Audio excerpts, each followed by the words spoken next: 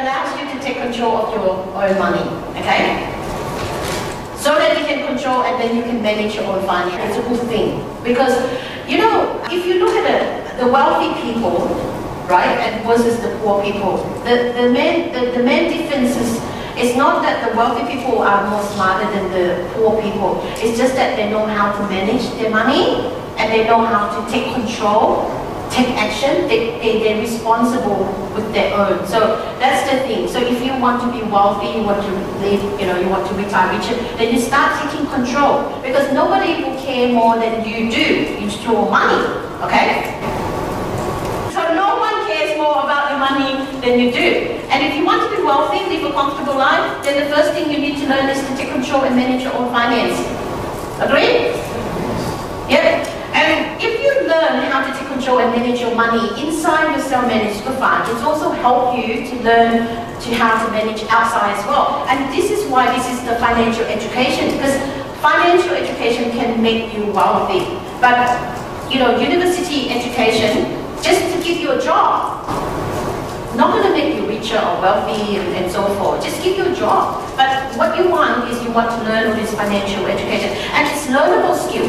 And then now, that's why if I know what I know today compared to when I didn't know 20 years ago, you know, it's a big difference. But it's never too late to take control. So self-managed fund can provide financial education and investing experience you need. Another advantage of the self-managed super fund is, I'm just going to use example here. Say if you control your own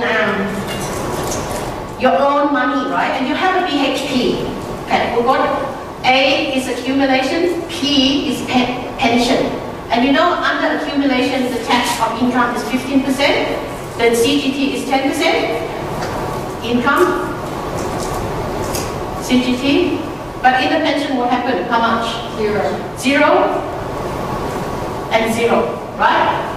So what happened is that, say for example, you turn, say you're 60, just one day before, say you have a BHP share and you bought it for $10 and now, just example, now it's worth $40 and you want to sell it and you've got your own self-managed super fund and you just one day before you turn 60, if you sell in here, in this, you're going to pay tax of 10%, right?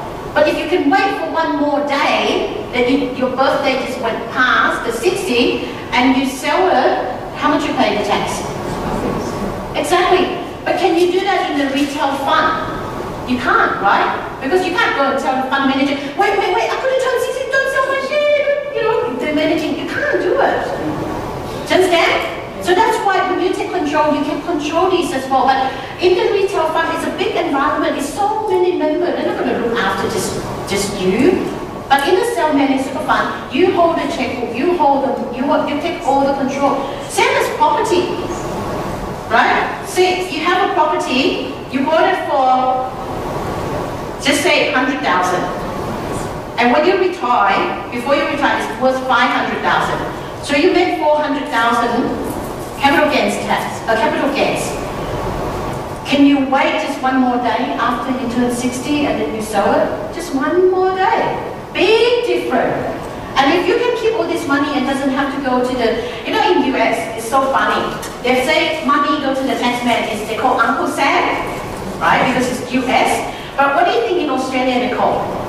I beg this up, you know. What do you think in Australia they call? They go to Auntie Julia. Auntie is A, right? Australia. So they go to Auntie Julia. So would you be happy to pay that to Auntie Julia? No, right? You want to keep that. Do you understand? That's what I'm trying to explain here. Exactly. Timing is so, and this is why you come to us that we hold you. We say, oh, you know. And then if you don't know, what would you do? Oh, one day, what is the big difference there? Because you don't know. You see the benefits? You see the benefits of this? So just be smart. So this is called making smart choice of your money. Every dollar that you spend, you ask, what can I do with that money? If I have $100 now, would I keep that away and then I can enjoy it later, I can get a better lifestyle later? Or would you going to spend it now and it doesn't mean anything? You know, at the end.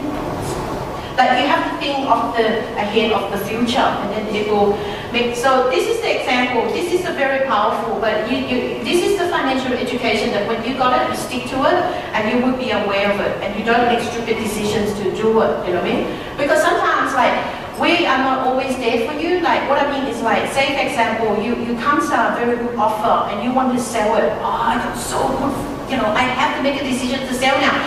But you know what's the implication? And if you're smart, you say, hold on a minute, can we exchange it on the 1st of January rather than 15th of December? And then to them, why? I've got my own personal reason. I want to settle on 1st of January. Would that be okay? I'm going to buy or I'm going to sell, whatever. You know what I mean? It's up to you to take control of that. But if you don't know, then say, 15th of December, 1st of January, what's the difference there?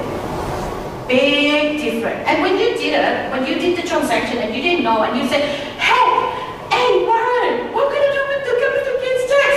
Too late. It's already done. The transaction's already done. We can't undo the transaction. We can't. We just can't. It's only planning beforehand. Yes. Anything already happened? Too late. And that's like a pan that what Warren's talking about. If you already got it, then you just have to pay the pan.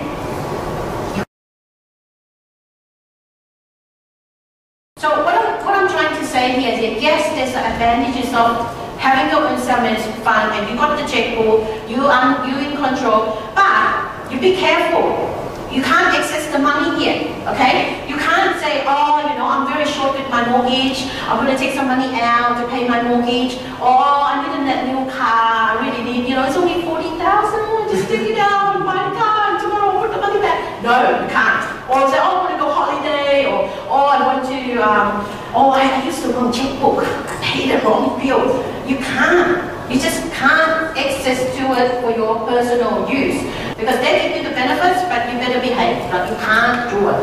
Okay, not even one day. I mean, I say here, you can't lend money to your business, but there's an exception. You can. The super fund can lend money to up to the 5% assets. Like that means like if you have $1 million in your fund, you can, and say 5% of $1 million is 50,000, right? And then say if you're thinking you want to buy a car, you can lend that 50,000 from your super fund to your business to buy a car because it's only up to the 5%